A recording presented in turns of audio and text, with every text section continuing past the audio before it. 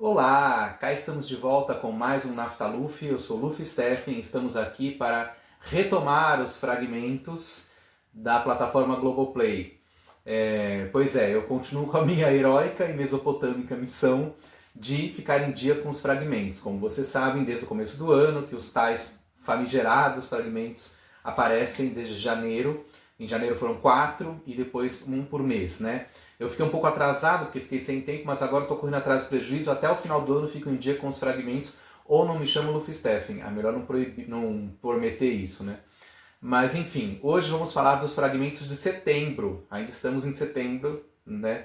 Com os fragmentos de Sem Lenço, Sem Documento, que para mim foram surpreendentes. Eu não esperava, eu gostei muito. Até agora, de todos os fragmentos que foram publicados, os que eu mais gostei são aqueles que eu já sabia, porque eu já conhecia também, já me interessava pelas novelas, que foram o Rebu, o Grito e os Gigantes. 3 novelas que eu sempre quis ver inteiras, já tinha uma relação com elas, então por isso que eu gostei muito dos fragmentos, era inevitável.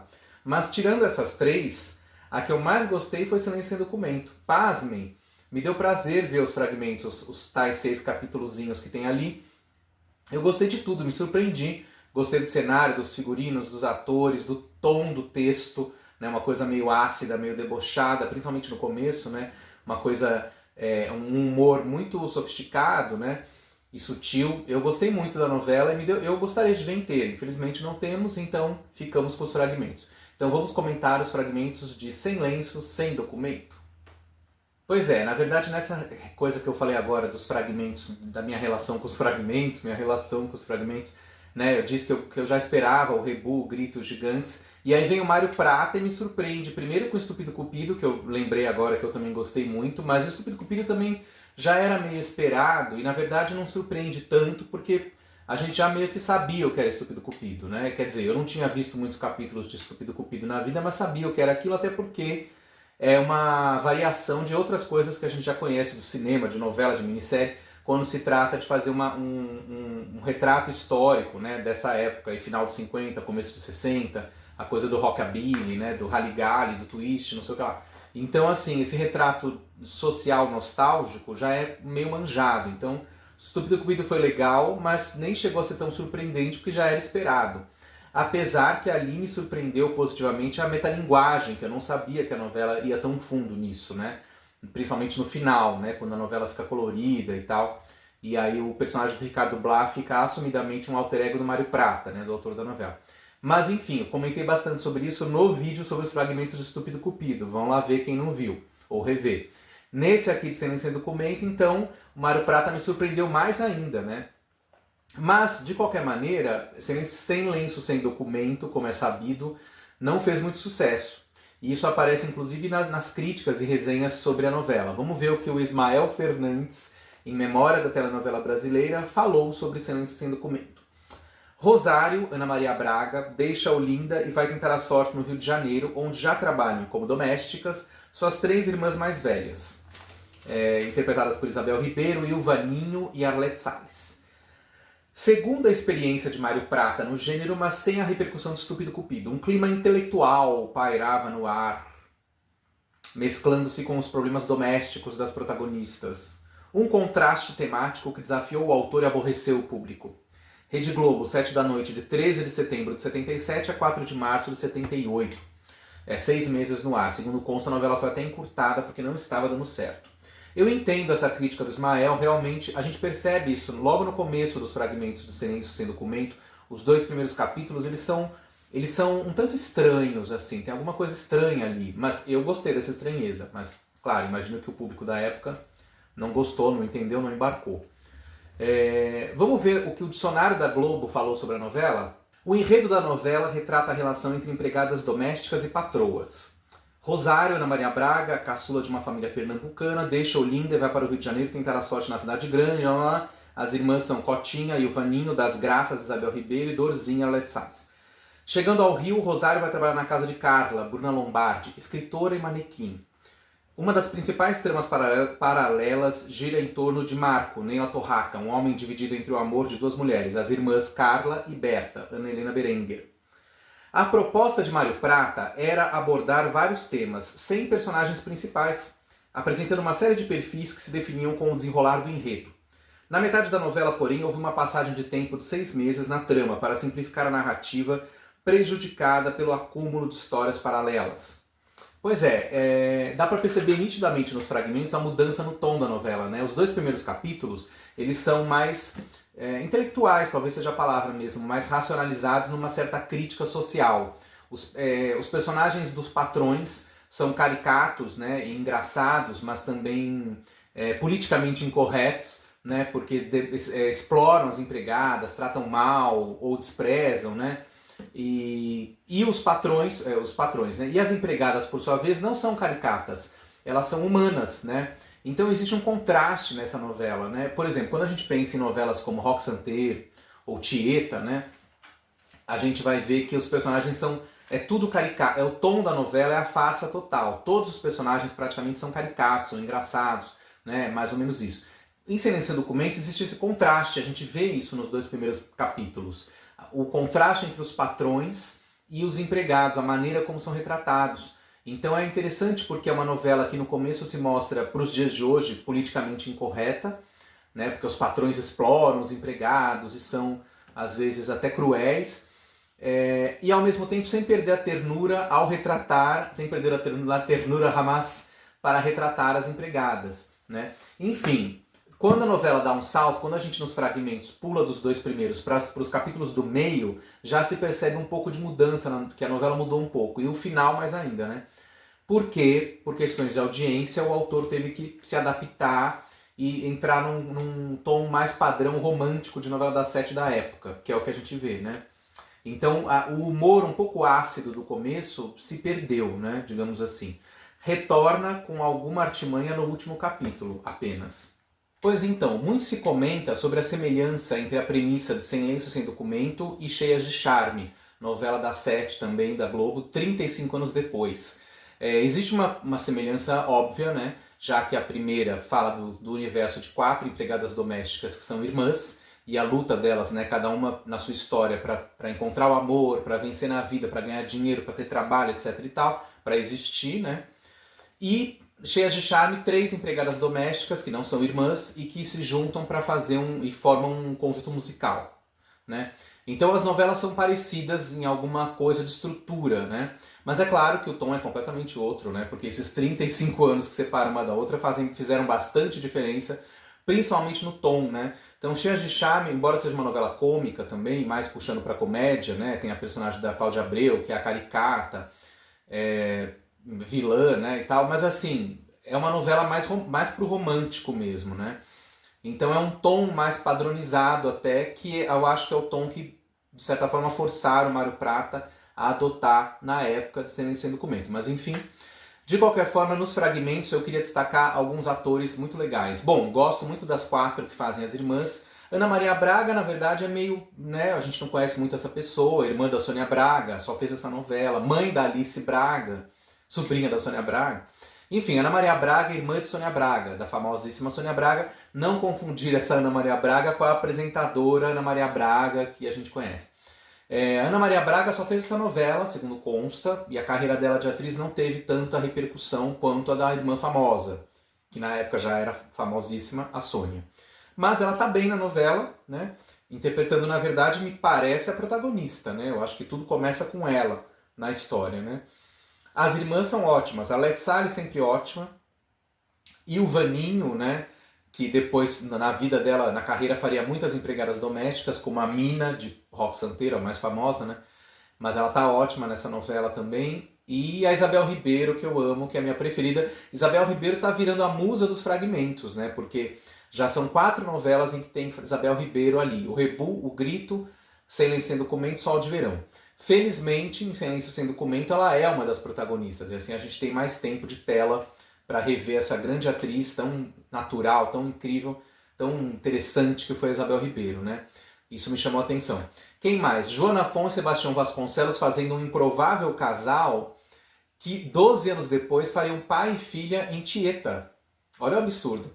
Mas e tem as jovens modelos, né? Bruna Lombardi e Ana Helena Berenguer, que na abertura da novela são creditadas como apresentando Bruna Lombardi e Ana Helena apenas.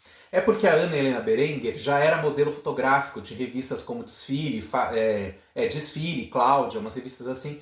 E naquela época as modelos só tinham um nome, né? Elas não usavam sobrenome, algumas só, mas a maioria usava só o nome, né? Então ela era Ana Helena, por isso que ela aparece assim na abertura da novela. Depois, quando ela retorna em Elas por Elas, 5 anos depois, aparece como Ana Helena Berenguer, né? Isso a gente vê, por exemplo, a Mila Moreira, a primeira novela da Mila Moreira, Marrom Glacé, na abertura também está escrito E Mila, não tem Moreira, né? É a Mila, porque só tinha uma Mila na vida, né? Mas era assim. Enfim, o elenco é interessante, a novela é interessante, eu gostei muito. Ah, sim, faltou falar dos futuros integrantes de Gata Comeu, as futuras Gata Comeu. Em Silêncio Sem Documento a gente tem a Kleber Macedo, que tá hilária, né, fazendo aquela patroa freak lá, que tem um monte de gato e tal, não sei o que. Né? Alguns anos depois, em Gata Comeu, ela faria a Televina. E, claro, Marilu Bueno e Cristiane Torlone, interpretando mãe e filha. É engraçado, né? Porque é quase a TT, mãe da Jo Penteado, né? Quase, mas não é bem isso, né? A Cristiane Torlone tá meio apagada, né? Um papel meio assim, em Jo Penteado, aí sim ela mostra a que veio. Mas a Marilu Bueno rouba a cena. Eu adorei a Marilu Bueno, inclusive no começo, né? Nos primeiros capítulos, que ela faz a patroa bem caricata, né? Snob, arrogante, que dá umas patadas até na empregada, que é a Elvaninho, e é uma rica metida artista, né? Quer ser performer, quer ser cantora, não sei o quê. Então tem essa crítica também a essa burguesia meio sem noção, né? Que a Marilu faz muito bem. Aliás, ela tá ótima. Mesmo depois, no final, quando a personagem mudou de tom e já tá amiga da empregada e tal, a Marilu continua hilária em cena, ela tá muito bem, né? A Marilu Bueno era uma ótima atriz mesmo, né? Uma pena que depois ela acabou fazendo mais televisão já numa idade mais avançada, digamos assim. E por isso ela ficou estigmatizada, imagino, né? Em fazer papel de mãezonas, tiazinhas, avós, né? Velhotas e coisas do tipo, porque na verdade é engraçado ver ela fazendo, agora que a gente está tendo acesso aos fragmentos, a gente vê ela fazendo esse papel de peruas um pouco mais jovens, como em Estúpido Cupido, inclusive, e agora em Silêncio Sem Documento, né? Aí a gente fica sabendo que antes de fazer a TT de Gata Comeu, ela já tinha feito peruas na mesma linha, né? É que a TT é o auge, né? Da histeria, né? Da burguesa louca. Mas tudo bem. Então gostei muito de ver a Marilu Bueno também.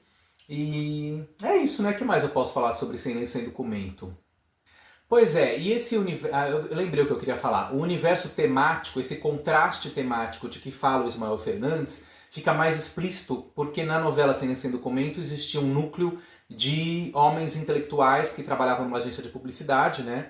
E que tinham que bolar as coisas. Então esses personagens são muito alter egos do autor também. O próprio Bilé, que é apresentado como um jornalista e dramaturgo premiado e que vai trabalhar com publicidade porque está sem grana, é um alter ego do Mário Prata, né? Que era um jornalista e dramaturgo premiado e que foi fazer televisão porque era o caminho natural na época.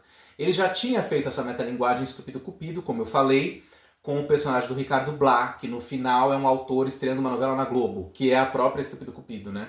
Inclusive.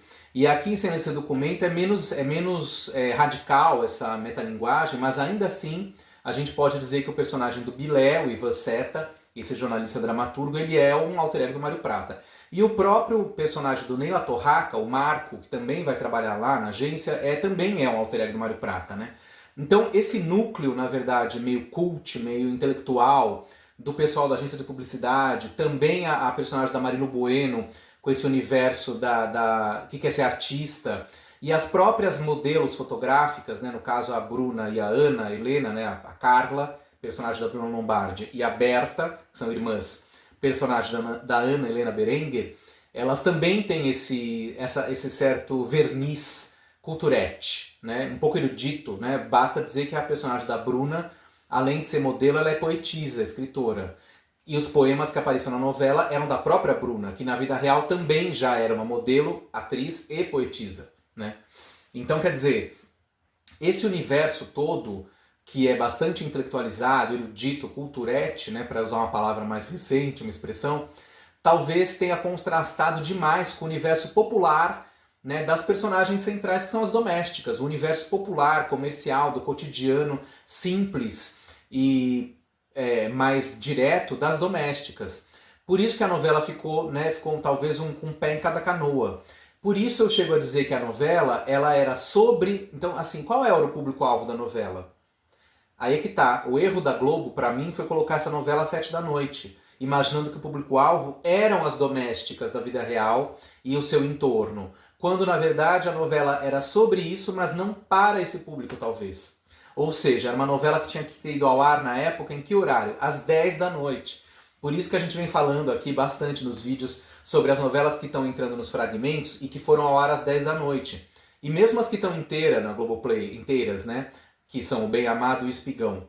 Fica claro, como já sabemos de antemão, que as novelas das 10, elas eram feitas para um público. Não é uma questão de... É tão polêmica essa discussão, né? Porque parece uma questão de subestimar o público. Não é uma questão de juízo de valor, de subestimar ou não. É uma questão de entender que cada público o que é.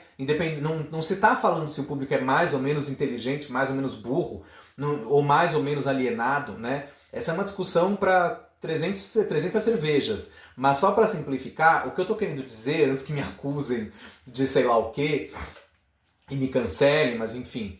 O que eu estou querendo dizer é o seguinte, as novelas, até hoje, ou qualquer produto comercial, né, um livro, uma peça de teatro, um desenho animado, uma história em quadrinhos, um filme, uma novela, qualquer coisa, ela é um produto de entretenimento. E, como todo produto, tem que ser pensado, qual é o público-alvo?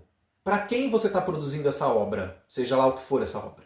Né? A gente não tem um produto feito para o público infantil? Então o filme da Turma da Mônica é para criança inicialmente, né? Ou infanto-juvenil, sei lá. Claro que adultos podem ver aquilo e se emocionar, mas não é o público principal. O público-alvo é o público que está entre 8 e 13 anos, sei lá. Né? Da mesma maneira, se você vai ver, sei lá, fazer novela no SBT... O SBT não faz novelas infantis? Então é isso. Então tudo tem um público. Eu acho que o Silêncio Sem Documento, a Globo pensou que a novela era para hora das 7 e para o público que assistia a novela das 7 naquela hora e não percebeu que a proposta do Mário Prata era ambiciosa demais, talvez até arrogante demais e portanto tinha que ir para hora das 10. Era ali que ela tinha que estar. Porque é uma novela que propõe uma discussão social muito sofisticada, que o público das 7 daquele momento não estava preparado. Enfim, é isso. Eu acho que a novela tinha que ter sido às 10 da noite.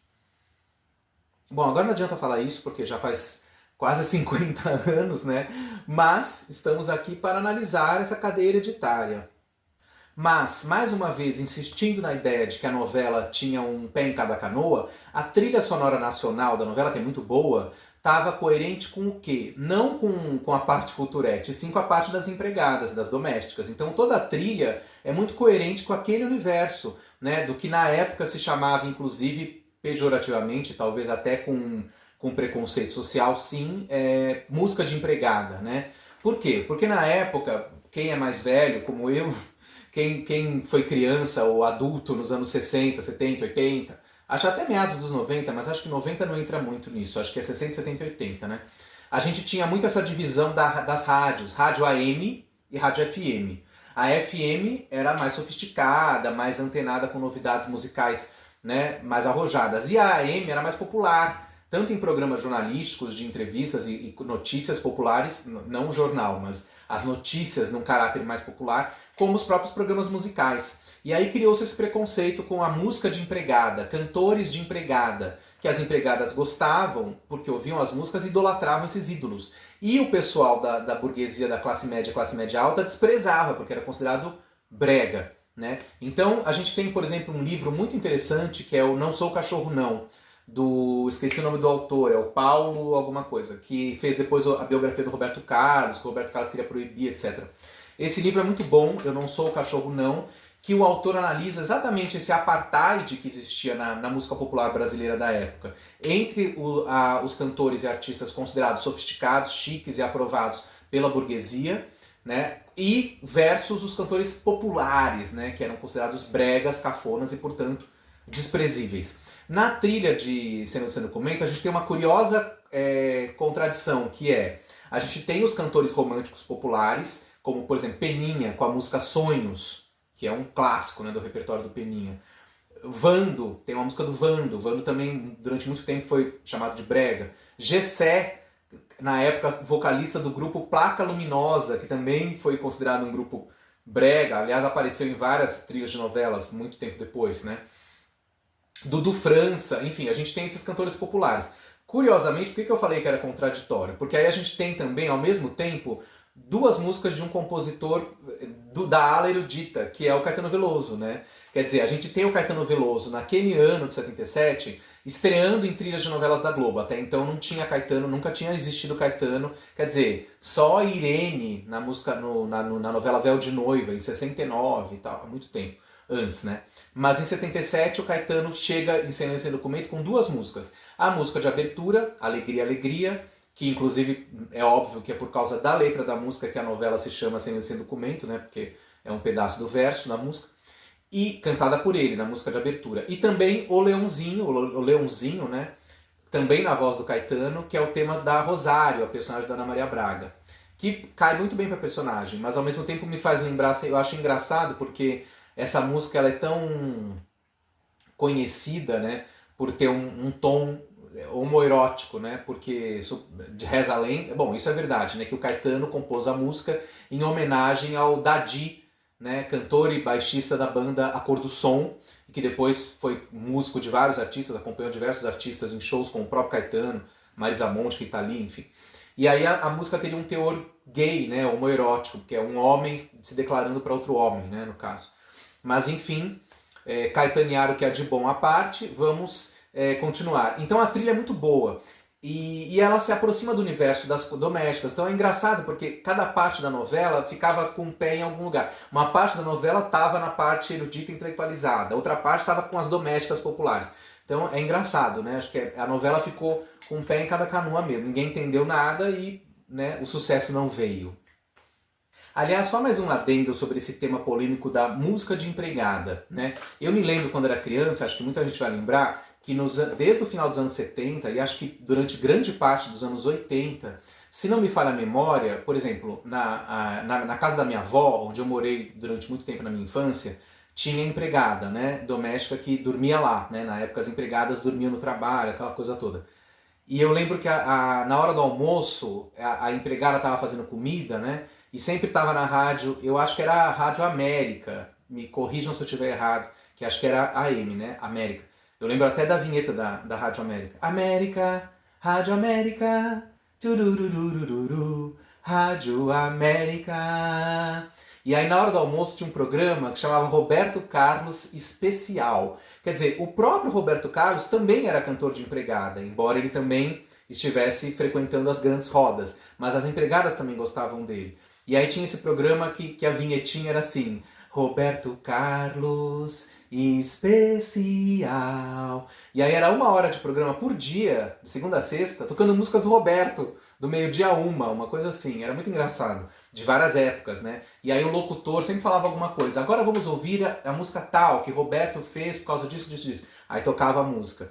Eu me lembro muito dessa música, desse programa, né? Engraçado. Os mais velhos vão lembrar também, hein? Comentem aqui, emocionadíssimos. Ah, sim, só um detalhe sobre a Alegria, Alegria. Vale dizer que a música é o tema de abertura da novela. E 15 anos depois, né, seria o tema de abertura da minissérie Nos Rebeldes. E, curiosamente, a novela Silêncio Sem Documento foi a primeira direção do Denis Carvalho, né? Na verdade, o diretor-geral é o Regis Cardoso e o Denis Carvalho estreou ali como diretor, como assistente, enfim. E 15 anos depois, o Denis Carvalho, já um diretor estabelecido na Globo, ele é o diretor de Anos Rebeldes. E aí a música é a mesma. Claro que a música Alegria, Alegria tem muito mais a ver com a minissérie Anos Rebeldes do que com a novela Silêncio Sem Documento. Mas, de qualquer forma, o que me chamou a atenção foi que na abertura de Silêncio Sem Documento, pelo menos nos 2 primeiros capítulos, depois não, a abertura também é meio moderna, né? Além daquela coisa toda de fotonovela, no final da abertura tem quando o Caetano canta Por que não? Por que não? Tem uma espécie de espiral com um ponto de interrogação, né? Um negócio assim. Que na minissérie Nos Rebeldes, 15 anos depois, também seria usada essa estratégia. Eu desconfio que o Denis Carvalho, para homenagear, no momento que ele foi dirigir Nos Rebeldes, e que a música de abertura seria Alegria, Alegria, ele deve ter falado para a equipe de abertura. E faz uma homenagem à abertura de Silêncio Sem Documento, porque também lá tem o espiral com o porquê não, com interrogação, etc. Não sei, eu acho que não é por acaso. Mas e a trilha internacional de Silêncio Sem Documento? A trilha internacional de Silêncio Sem Documento tá mais focada na disco music, que já estava explodindo naquele momento, né? Então aqui no livro Teletema, essa bíblia maravilhosa, temos eles reforçam isso, né? Com as músicas I Love You, com Donna Summer, Zodiacs, com Roberta Kelly, e I Need a Man, com Grace Jones. Vale dizer que na trilha nacional, eu esqueci de falar, tinha a Lady Zu com A Noite Vai Chegar. Agora, na trilha internacional, a música que eu mais amo é Summer Love. O tema de Carla, Bruna Lombardi, modelo que ajuda e instrui a empregada Rosário. O tema é Summer Love, do Brazilian singer Edward Cliff, pseudônimo de Giancarlo, que já havia assinado Michael Davis na trilha de O Semideus. Gente, eu amo essa música. Inclusive, eu me apaixonei por essa canção quando eu assisti o último capítulo de Sem Lenço Sem Documento, não agora, mas há 15 anos atrás no mercado paralelo das novelas, porque na época o último capítulo circulou. Eu lembro que eu tinha esse último capítulo num DVD. E eu fiquei fascinado com essa música, que é a cara de 77, 78, né? Até hoje eu ouço muito essa música. E aliás, ela embala lindamente a última cena da novela do casal Berta e Bilé. Não, Berta não, Carla, né? Carla e Bilé, né? A cena que eles se encontram no porto. É linda essa cena, né? Aquele mar azul, aquela fotografia, aquela grua, e os dois se beijando, e aquele bigode do Ivan Seta quase engolindo a boca e o nariz da Bruna. O que é aquilo?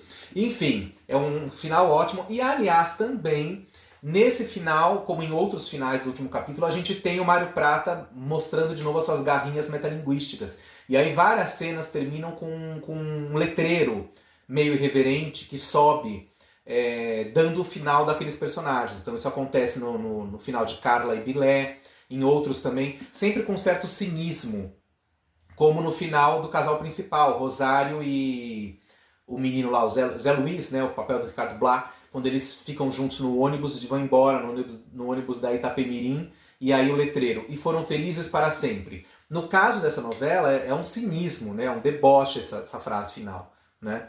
Agora, nada supera a irreverência da última cena da novela, que é impagável, né? Eu sempre achei, desde quando eu vi o último capítulo dessa novela no mercado paralelo há 15 anos, eu sempre achei essa última cena um atrevimento absurdo, né?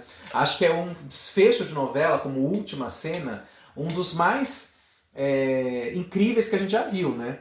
Que é o quê? Que é a Arlete Salles descendo a escadaria da mansão, né, porque ela vira a madame, né, que a personagem dela, que é uma das irmãs empreguetes, né, das empregadas, ela se transforma, né, ela é a única irmã que de certa forma fica meio, não vilã eu acho, né, mas ela quer tomar o lugar da patroa e ela prefere terminar ali sozinha naquela mansão, né, decadente, com aquele monte de gatos, como a sua antiga patroa, né, uma coisa meio Aristogatas. Mas aí ela desce, joga tem um gato no colo, né? A gente vê que o gato tá tentando se livrar. E quando a Arlete chega perto do sofá, ela joga o gato cai no sofá, aí ela senta e a câmera vai aproximando, ela começa a rir que nem louca, totalmente enlouquecida, alucinada, né? Então é um grande... Olha só que loucura, uma cena de 2 minutos, que encerra, sem diálogo, que encerra a novela com uma atuação brilhante da Arlete Salles em poucos minutos de cena, sem dizer uma palavra, só dando risada e fazendo caras e bocas. Enfim, grande Arlete Salles e um excelente final para a novela Sem Sem Documento, um grande tapa do Mário Prata na caretice geral. Enfim, adorei. E com esse final alucinado de Arlete Salles, a gente encerra o Naftaluf de hoje. Voltamos em breve com mais fragmentos, com mais Naftaluf, com mais análises e com mais deboche e gente rindo que nem louca, como a Arlete Salles no final de Sem Lenço Sem Documento.